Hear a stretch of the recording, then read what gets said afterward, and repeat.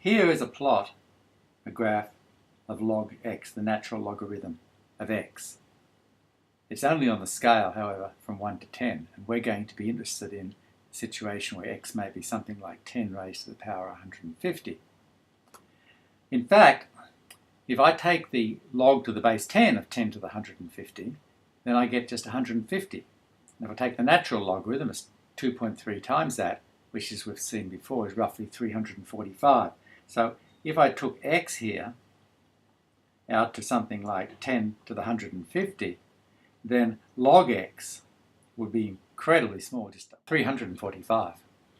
But anyway, going back just to the scale here from 1 up to 10, we have the square root of x here, which is bigger than log x. And in fact, again, if x were like 10 to the 150, the square root of x would be 10 to the 75, which is minuscule compared with 10 to the 150. And here I have the graph of y is equal to x. So 10 to the 150, then if that's x, then y would be the same. So square root of x is minuscule for large, enormous x compared with x itself. And log x, in comparison, is minuscule compared with the square root of x when x is very large.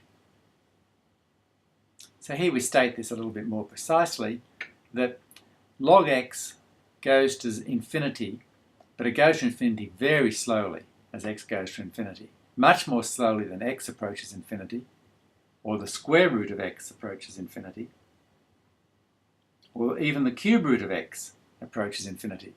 If x were 10 to the 150, the cube root of x would be like 10 to the 50. 1/3 of 150 would be the power. So more precisely, as x approaches infinity, even though log x goes to infinity, incredibly, it gets arbitrarily large. If you haven't seen anything about limits before, read this statement here, log x goes to infinity, just means that log x gets larger and larger, but very slowly, as x gets larger and larger, and much more slowly than, say, the square root of x gets larger and larger. We'll see more about limits in later modules in this course. In any case, we have that log x divided by x will approach 0 as x gets larger and larger, as x approaches infinity. Even log x divided by the square root of x. And remember, the square root of x is much smaller than root x. That will also approach 0 as x goes to infinity. And even if I take the cube root of x or the 50th root of x, log x divided by any of those will go to 0. Equivalently, turning things upside down, instead of log x divided by x getting smaller and smaller, we have that x divided by log x, the reciprocal, will approach infinity. And likewise, this here, log x over root x getting smaller and smaller, approaching 0.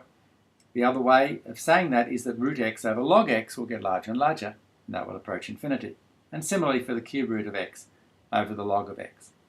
So all of this is a precise way of saying that x approaches infinity much faster than log x, and even the square root of x approaches infinity much faster than log of x.